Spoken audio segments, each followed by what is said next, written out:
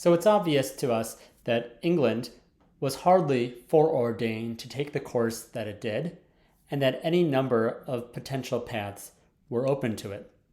There's something of that already implicit in this poem that we read last time, a poem, an encomium written by John Dryden to one of his literary mentors, the key literary figure of English 17th century, namely John Milton, some 14 years after Milton's death. Note how in this text, Dryden celebrates Milton both as the literary heir to Homer on the one hand, to Virgil on the other hand, but also gives the impression that England, perhaps London, is the political and cultural heir to Athenian democracy on the one hand, to Athens, and imperial Rome or republican Rome to Rome on the other.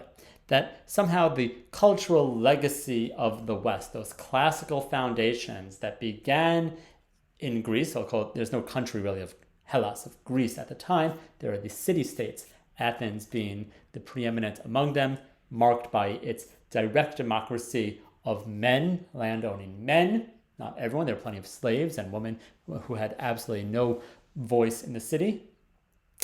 Channeled through Rome, eventually first republican and then imperial, led by this enormous bureaucracy with the titular Caesar, the emperor atop it, and then to London. There's no reason to think that this was necessarily going to be the course.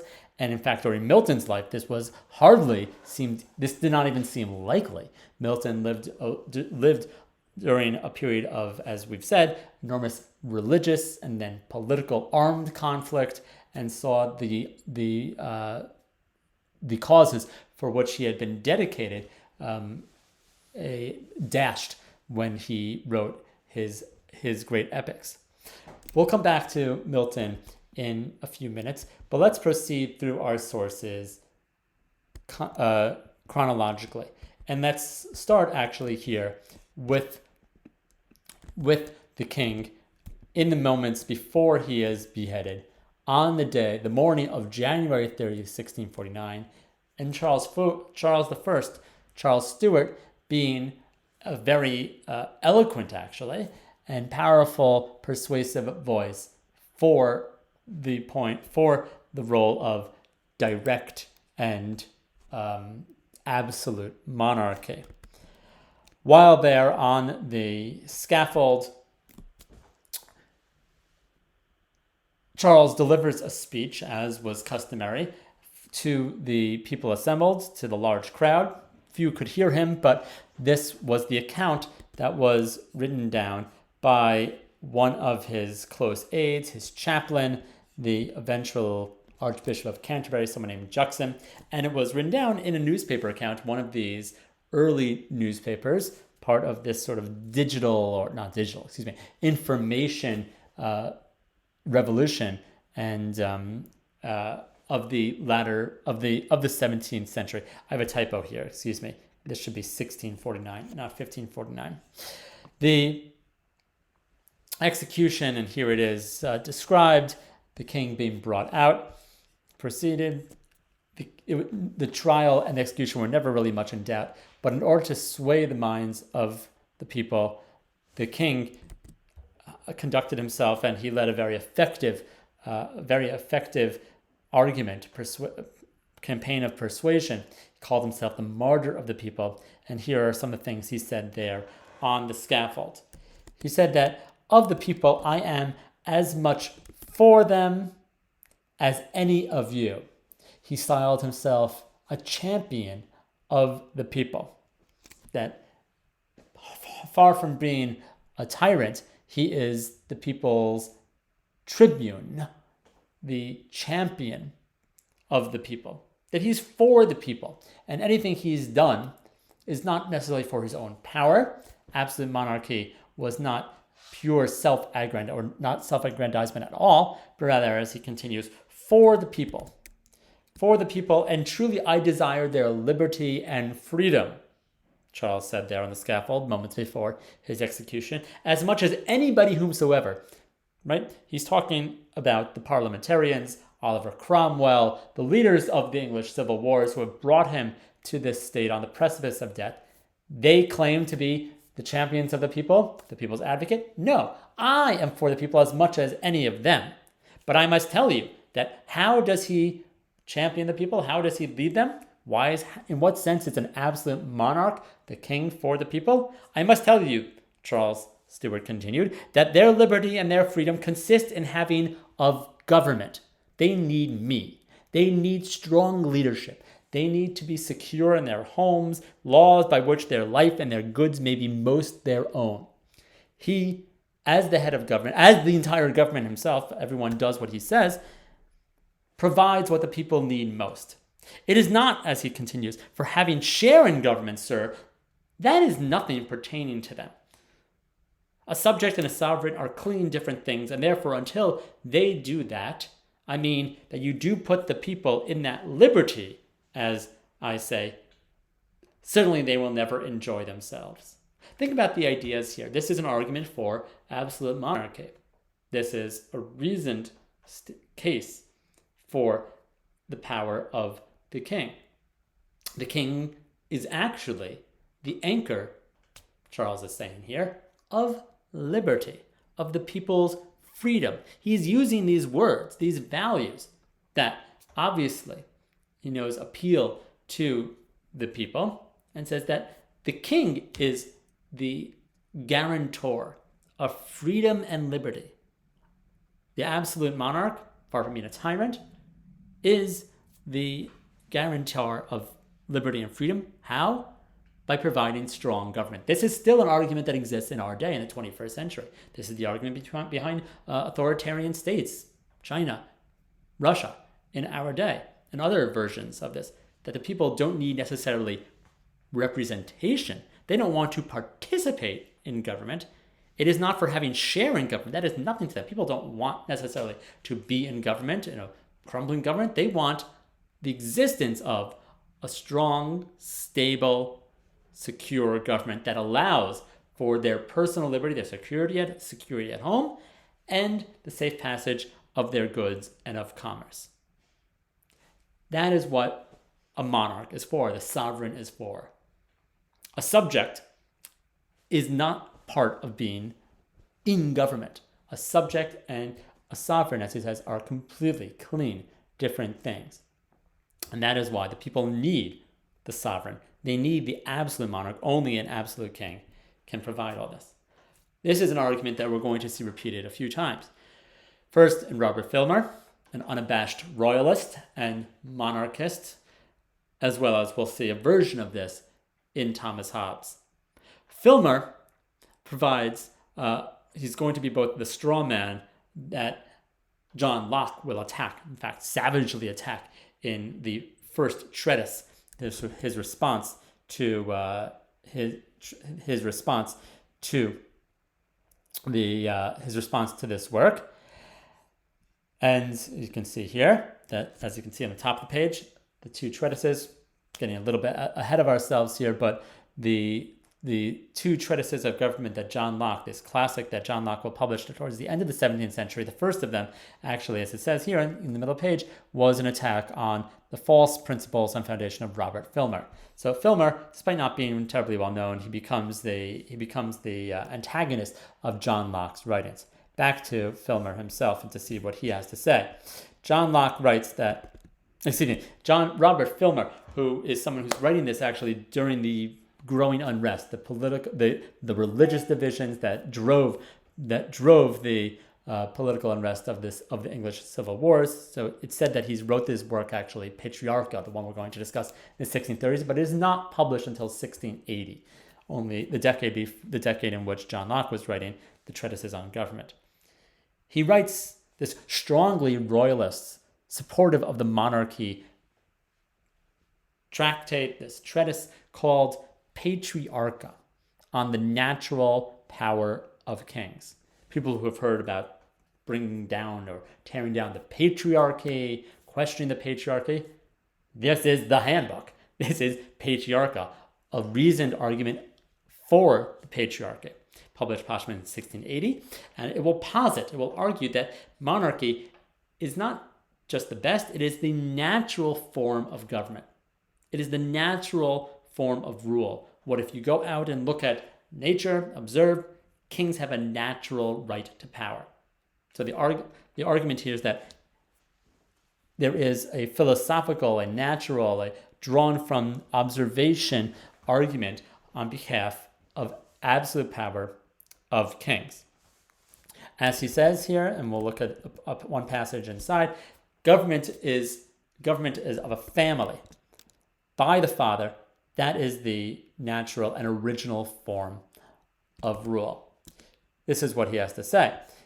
Filmer writes that he's opposing this notion that mankind, and let me go back one second, that mankind is naturally endowed and born with freedom from all subjection, and that at liberty to choose what form of government it please, and that the power which any one man have had over the others was at first bestowed according to the discretion of the multitude. That power is given and it is invested by the people. The people choose their form of government. It is bestowed, power is bestowed by the masses, by the multitude, and that people are naturally born free. This is an idea that even in the 1630s, during Filmer's life, during the period of civic unrest that led to the English Civil Wars, that was being debated, discussed in the universities.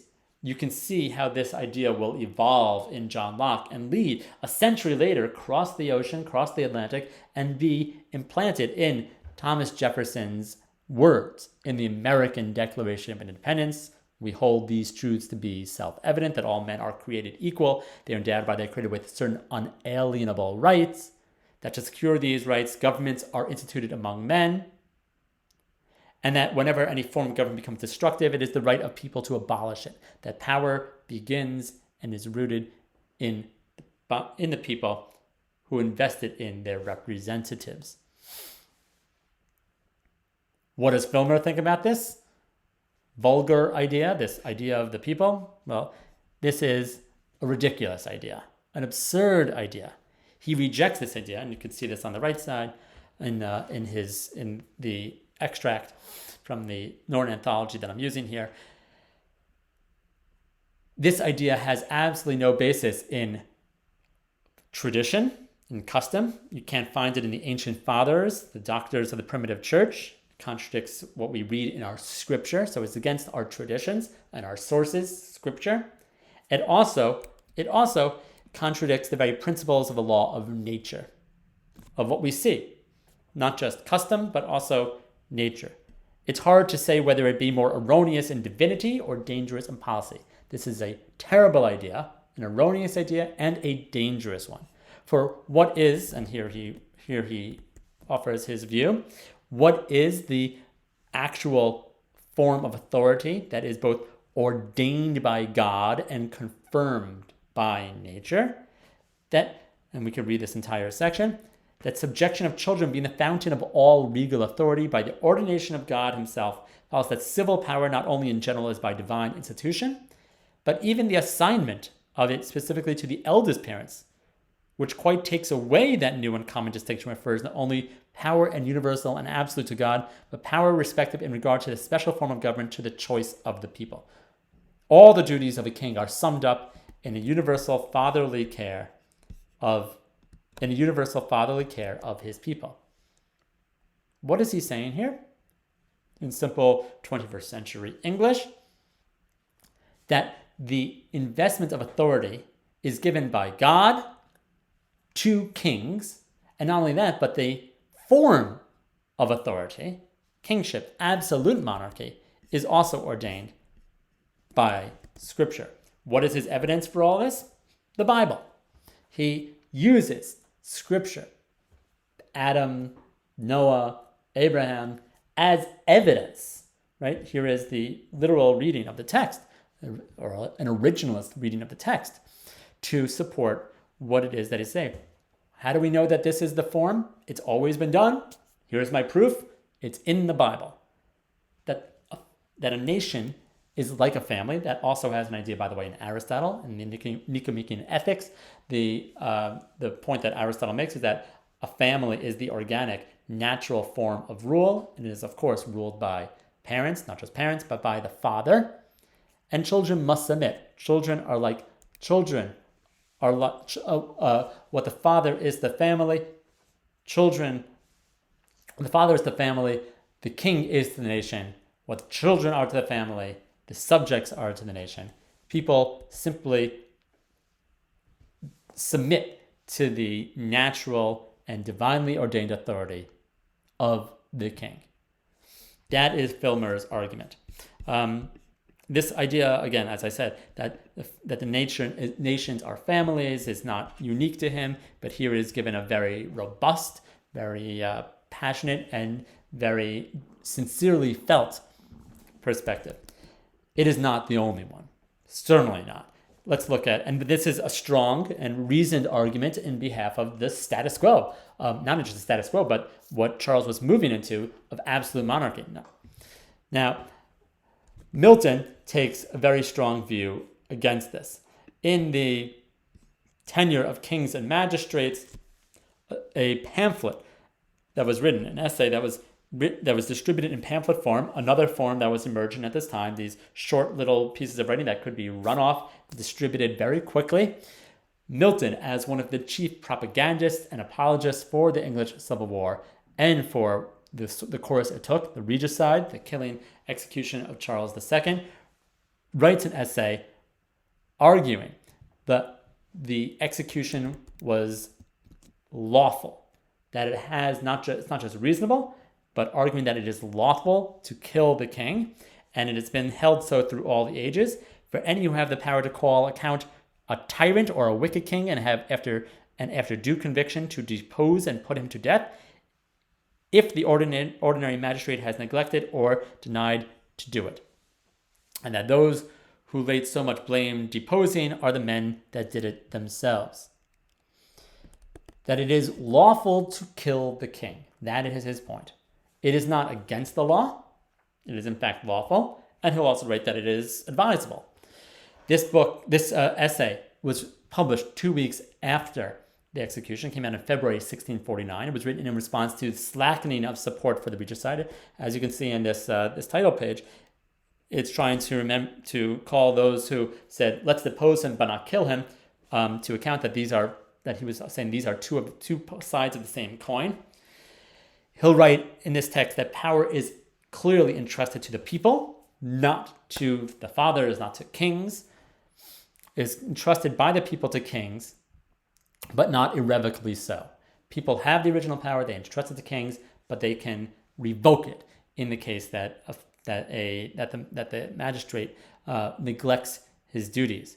Craven, neglectful, tyrannical kings forfeit their rule and are lawfully deposed and in fact even put to death. The beginning of this text is very stirring, very memorable, and is worth paying attention to in detail. Milton writes, here you can see the opening section on both sides. If men within themselves would be governed by reason and not generally give up their understanding to a double tyranny of custom from without and blind affections from within, they would discern better what it is to favor and uphold the tyrant of a nation. Stop for a second. He's using, as Milton often did, knowingly, the vocabulary of the point that he is talking about. Metaphorically talking about government, tyranny. He'll talk about slaves. He'll also talk on the next page about freedom and license. The point that he's making, which is about how do we govern ourselves, how do we unshackle ourselves from a tyrant, he's using here in the metaphorical sense, the double tyranny of custom from without, how people govern themselves within, how they become slaves within themselves. This kind of knowing use of words is classic Milton. You can find any number of references of kingship and tyranny shot through in Paradise Regained, where he's constantly raising these ideas, which of course are against the backdrop of his own experience. and Paradise Lost. Did I say Paradise Regained? Paradise Lost. These texts, which are all written after the Restoration, after his cause has failed, the cause of the Republic, the Commonwealth, and the Republic.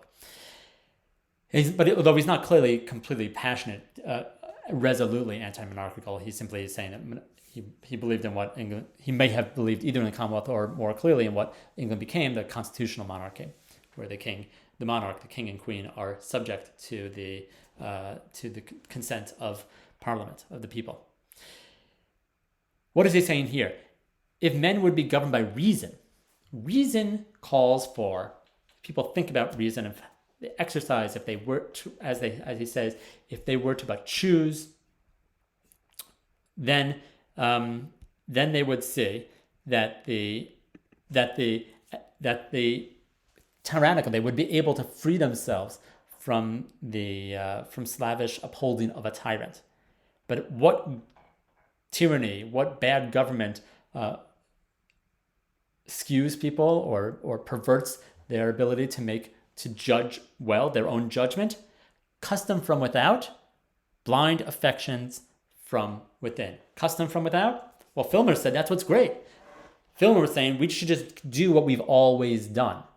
We should look around at how people have traditionally, how tradition has dictated we organize government. That's what we should do. Custom from without and blind affections, passions. We're going to talk about this a lot, or not a lot, but I hope adequately, that Milton, like Hobbes, by the way, and also Locke, is strongly on the side of reason, right thinking. For Milton, that is freedom of thought within that will bring you to God, that will allow the true expression of faith to be realized. For Hobbes and Locke, Hobbes is more atheist, or non-religious, secular, I should say. But the right thinking, reason, is the ultimate arbiter of good judgment. We're going to come back to that next month and talk about David Hume, a Scottish Enlightenment thinker of the 18th century who has a very different view and puts passions and emotions first. Passions and emotions for Milton are constantly leading one astray. It's what allows for desire. It's what blinds one to the reasonable choice. The tyrant of a nation.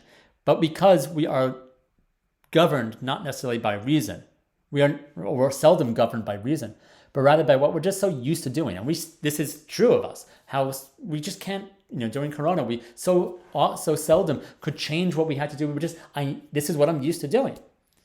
And passions, my desires, my appetites, my hates, my loves. And that is what allows for a tyrant to continue in office over a nation. We are slaves within doors, people who are unable to free themselves from the tyrant. It's not the tyrant, not the ruler that enslaves them. They're slaves within doors, within their own selves, in their own minds, their inability to think through. No wonder that they strive so much to have the public state comfortably govern to the inward vicious rule by which they govern themselves. If you're not going to free your mind, you're not going to live in a free society. The sine qua non, the prerequisite to living in a free society is having free minds, is free thinking.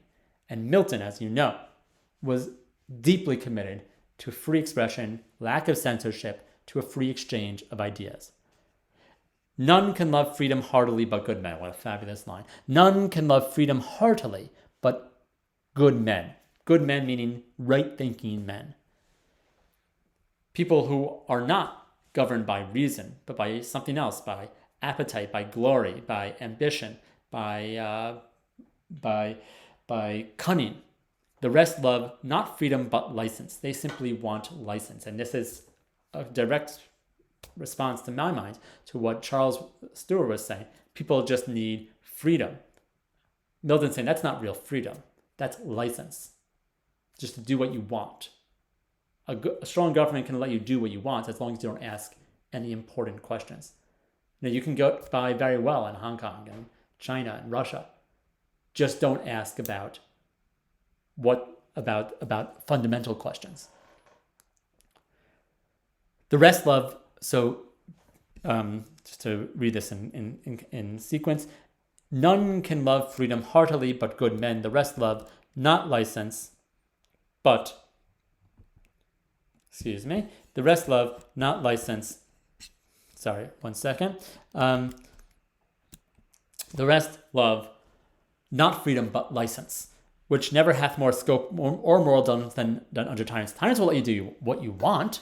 They'll say, sure, you want to go make money on this, or do you want to go to the circus, or do you want to just go to the casino? No problem. Hence, it is that tyrants are not offended nor stand much in doubt of bad men. Tyrants don't really have any quarrel with bad men because they are naturally servile. We've seen this in our own day, in our own experience of would-be authoritarians who are happy to tolerate bad men as long as they profess loyalty, who are servile. But they have very little virtue. People in whom virtue and true worth most is eminent, them the tyrants fear in earnest, as by right their masters. Against them lies all their hatred and suspicion. They will do everything they can to suspect, to attack, to hold at bay people who are actually free in their spirits because they are able to exercise reason.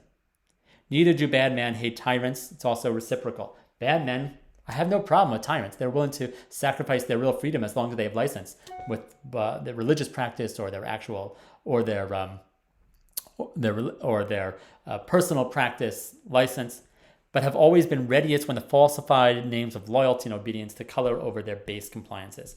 They just have to be called loyal. Okay.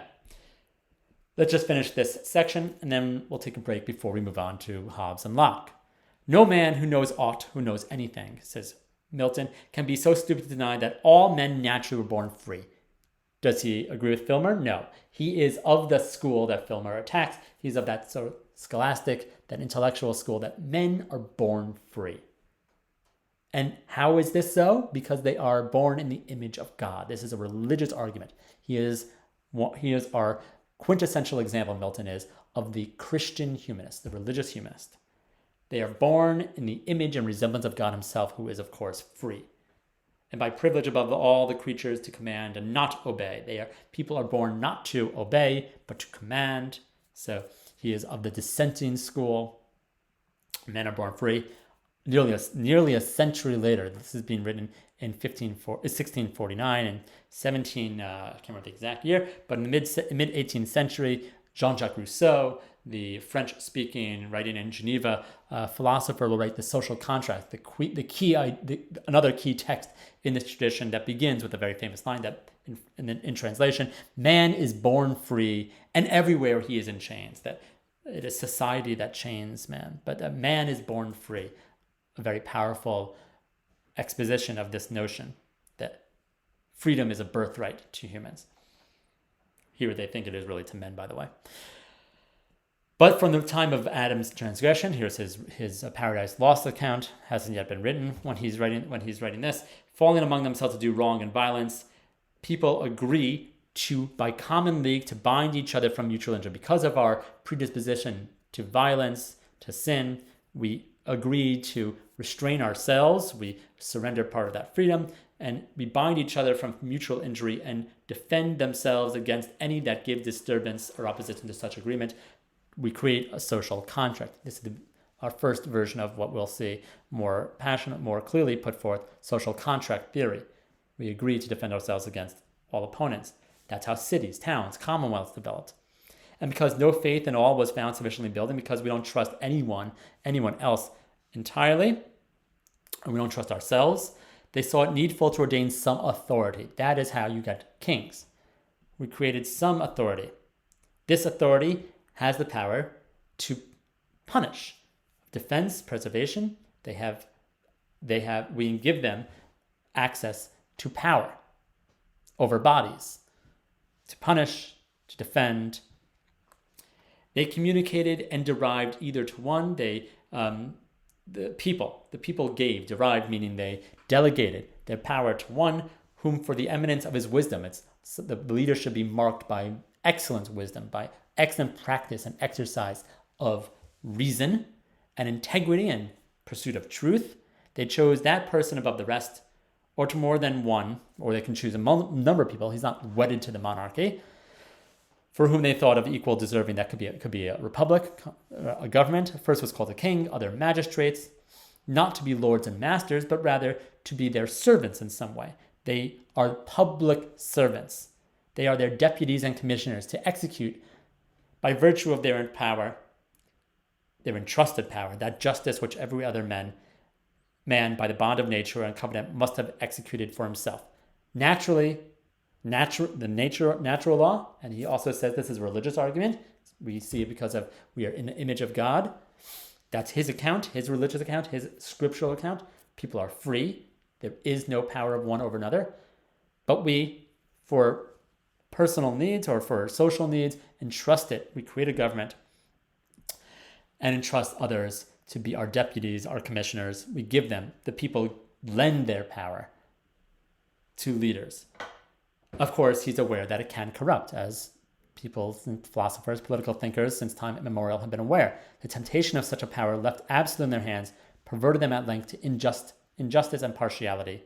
That's the natural account. Not that, as pharaohs and Babylonian kings and Persian kings thought, that nature had created some men more powerful than others. Rather, everyone here in Milton's account, is born free. But that naturally, if you give people too much power, or leave it too long, or make it too absolute, unquestioned in any person's hands, they'll abuse it and eventually end up with injustice and partiality. That's so, man. And so what is done? To create rules of law. Failing might no more, so no man of whose failing they had proof might no more rule over them, but law and reason, abstracted as much, might be from personal errors and frailties. What rules? Law rules, the rule of law, not of men. Men merely apply and are also subject to it. Government is ruled not by men and their fallible judgment and their appetites and their partiality, their biases, but rather by laws. That's one corollary. Limited government, limited rulership. Second, it can be revoked lawfully. That's what he said in the cover page to this essay. That if the king or magistrate, their tenure can be revoked. If they're unfaithful to the people's trust, the people would be disengaged, would be free and lawfully justified in throwing off the fetters of that corrupt and craven king or magistrate. The power of kings and magistrates is nothing else but what is only derivative. It comes from someplace. It is devolved from the people, transferred and committed to them in trust from the people, to the common good of them all, in whom the power yet remains fundamentally. The people retain their ultimate sovereignty, says John Milton, and it cannot be taken from them without a violation of their natural birthright. The natural, God-given right of people is to be free. And unless the people must be thought created all for him, this is a perversion of what he reads in Scripture and what he sees in nature. The people are not created for the ruler. That is an argument that was made in ancient times by many. The people exist to serve as slaves to the ruler. Unless the people must be thought created all for him, and he not for them, and then they all in one body, inferior to him single, which were a kind of treason against the dignity of mankind to affirm. It is treasonous to the dignity, to this core humanistic idea that he sees as a Christian idea, as a classical idea, as a deeply true idea. It cannot be so. It cannot be that people are born in slavery to a ruler, to a man who might himself be quite partial, quite corrupt, and quite craven. Let's take a break, and then let's see how these ideas develop in Thomas Hobbes and John Locke.